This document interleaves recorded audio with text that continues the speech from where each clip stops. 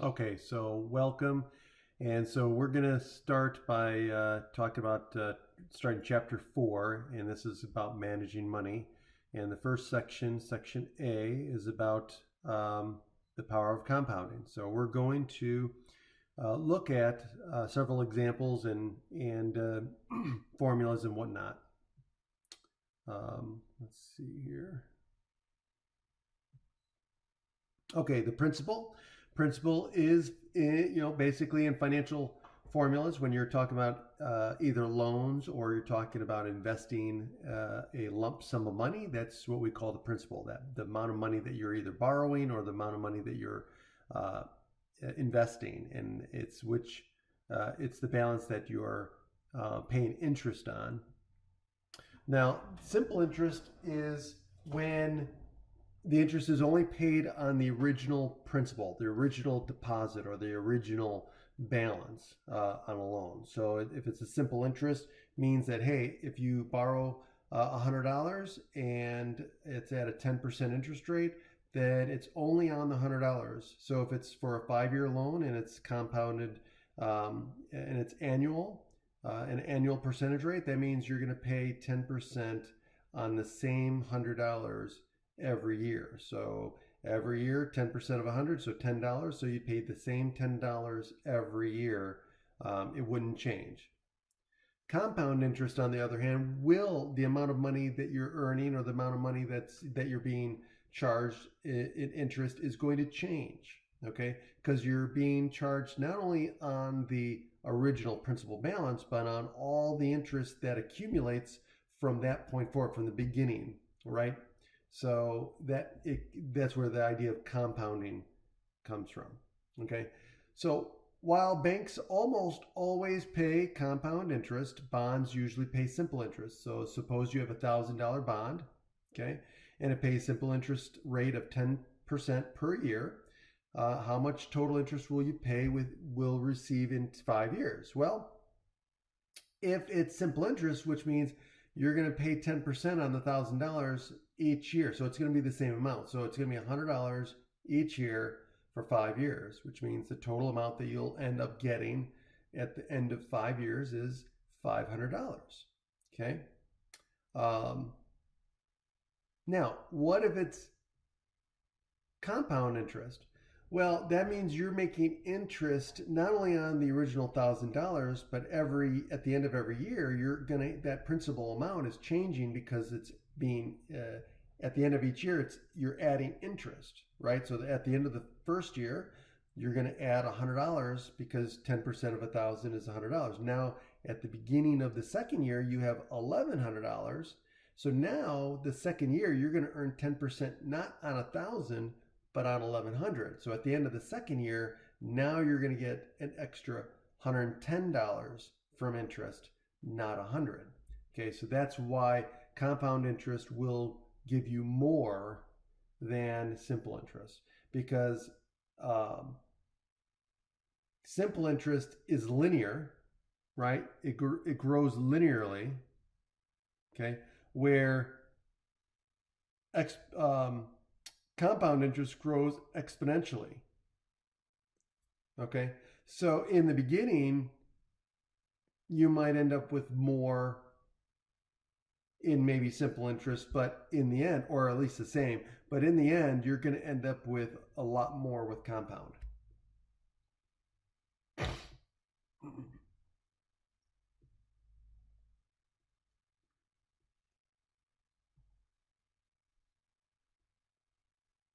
Okay, so here's the compound interest formula for annual compounding. So this is only for annual compounding. So again, you have your A, which is your accumulated amount. P is your principal. APR, or sometimes R. A lot of textbooks just use the lowercase r for rate. So that's your interest rate. And that's always as a decimal, never as a percentage. It's usually given to you as a percentage. Almost always in a problem, it's given to you as a percentage, but if you're going to use it in the formula, it's got to be written as a decimal. And then Y is always number of years. Okay. So here we invest $100 in two accounts. They both pay 10% per year in interest.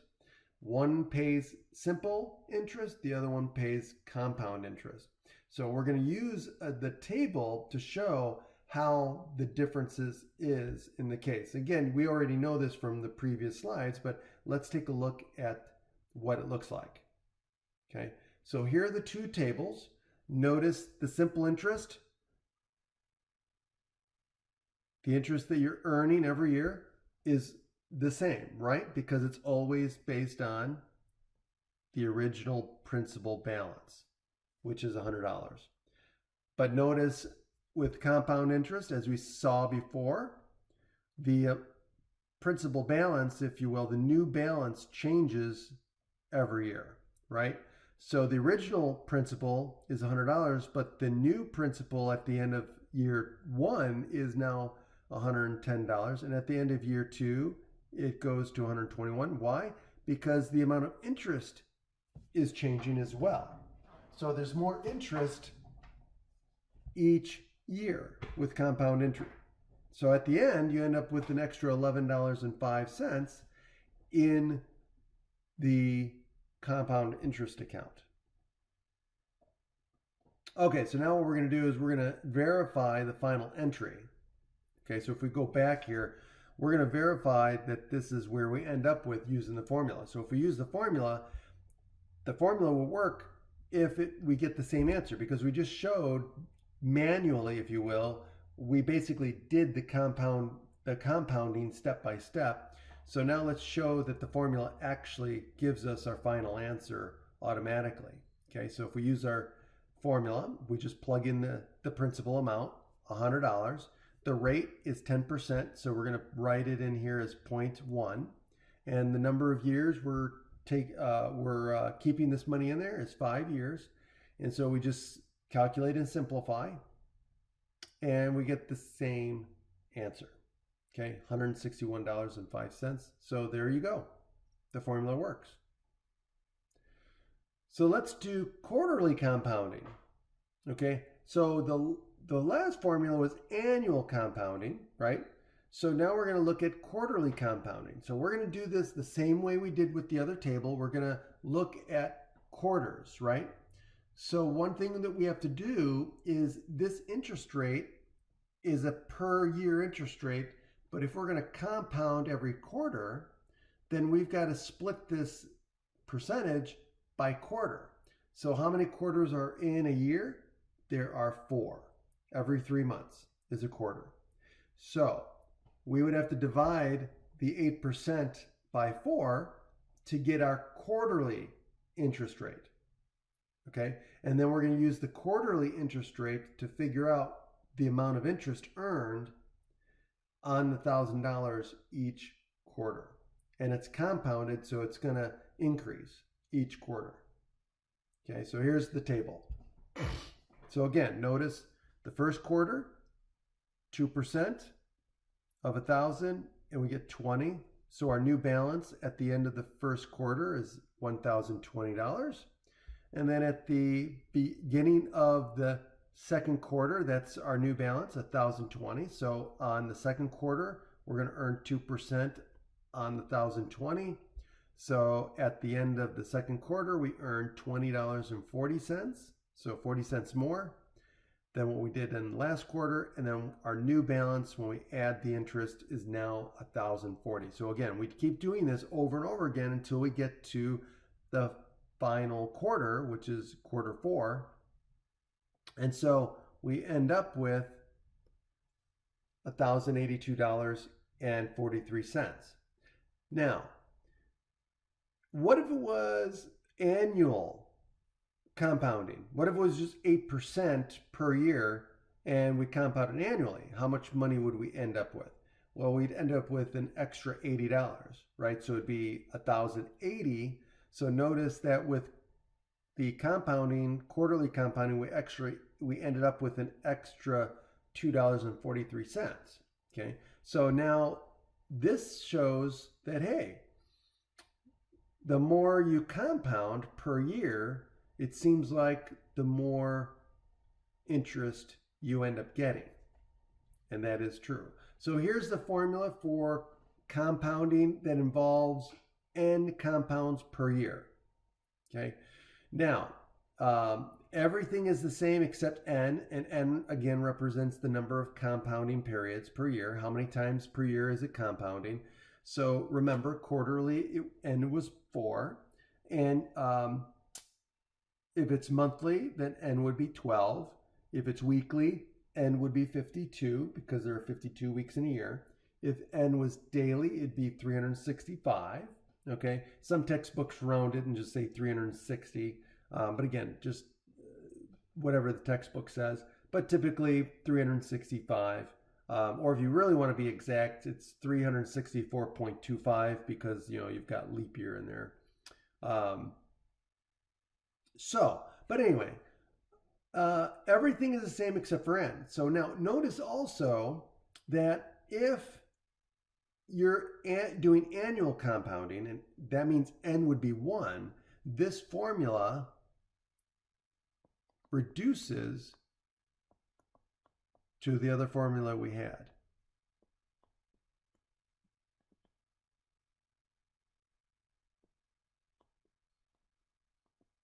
Okay, so you don't have to memorize both formulas. This formula for compounding also will handle annual compounding because n is 1 in that case. Okay, all right. Now let's take a look at this example here. You deposit $5,000 into a bank account that pays an APR of 3% and compounds interest monthly. How much money will you have after 5 years? And then compare it to the amount that you would have if you invested where it was only annual compounding. Okay, so we're going to compare monthly versus annual. So P is the $5,000 principal. The APR is 0.03. And then, of course, monthly compounding means N is going to be 12.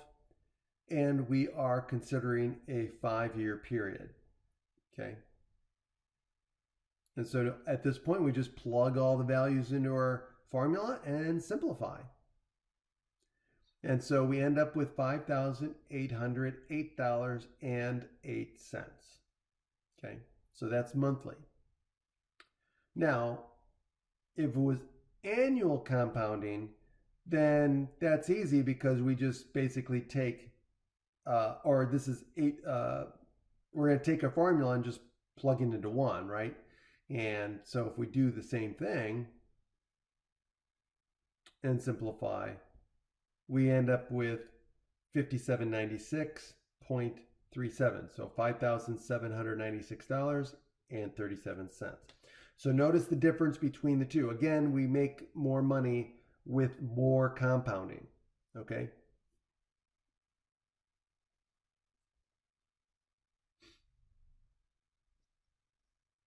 So we made an extra $11.71. Okay, now let's talk about annual percentage yield, APY. Okay, it's also called effective yield or simply the yield. Okay, so there are two things that, for example, on credit cards, there'll be two things. If you read the fine print, there are two things. There's the APR, that's what they put in bold letters on the front of the brochures. But then there's the APY, which is in the fine print. Okay, APY is your effective yield. It's your actual percentage rate. Okay, the APR is your annual percentage rate. Now, the actual percentage by which the balance increases in 1 year. That's how you find the APR. You find, okay, what is the actual increase of your balance as a percentage? The actual percentage that your balance increased over 1 year. Okay. Now, it is equal to APR if interest is compounded annually. If the compounding is more times per year, so if N is greater than 1, then your APY will always be greater than your APR. Okay. So again, APR is your annual percentage rate. APY is your annual percentage yield. Now, again, APY equals APR if the compound is annual. If it's more compounding, so again, if n is greater than 1, then your APY is going to be bigger than your APR, always. Okay. Now, look at an APR of 8%, and let's calculate the APY. Okay, so annual yield, compounded annually, right? 8%. If n is 1, so if it's annual, then it's exactly the same as 8%. But notice what happens here as n increases. The APY is increasing as well. Okay? So from 1 to 4, it goes to 0.24 more, right? But then going from 4 to 12, so you went to more compoundings, but notice how the change is less. In fact, as you're increasing here, look, you go from 12 to 365, it only increased slightly. So notice that it's increasing, but as n gets larger, the increase is getting smaller. And notice here, it's barely changing, not changing very much. In fact, you get to a million, between 10 million and a billion, you've got, or even a million, going from a million to a billion, you're looking at a very small change, which tells us that, hey, as n increases, it seems like it's getting closer and closer to a fixed number, okay? And so according to this graph, you could see the same thing as what? As the compounding per year is going up, the APY seems to be going towards a limit interest rate, which turns out to be this. Okay. And this is where we talk about continuous compounding. That limit is the continuous compounding rate. Okay. So your APY gets closer and closer to this compounding, continuous compounding rate. And that's my term. Now, here is the formula if you're dealing with continuous compounding. Okay, so you can derive this, but again, I'm not going to take the time to derive the E, but the formula for compounding actually, as n increases, that part in the middle actually goes towards E, the number E. Okay, and so this is where we can write this formula. So I always write PERT, so it's A equals P E to the RT, so PERT. Okay, so if you want to remember it that way, you can. Okay, where T is time in years. Okay, and R is the same as APR. And of course, E is the irrational number, the exponential. E, you can find this on your calculator easily. Most calculators have an E key on there, so calculating this is not difficult. So again, principal, rate, and number of years. So let's say you deposit $100 into the account with an APR of 8% and continuous compounding. Okay, how much will you have after 10 years? Okay, so now the principal amount is $100. APR is 0.8. Number of years is 10. 10 years of continuous compounding. Well, we're going to use, since it's continuous compounding, we're going to use the continuous compounding formula, and we're just going to plug and chug our values. And so in this case, we end up with $222.35.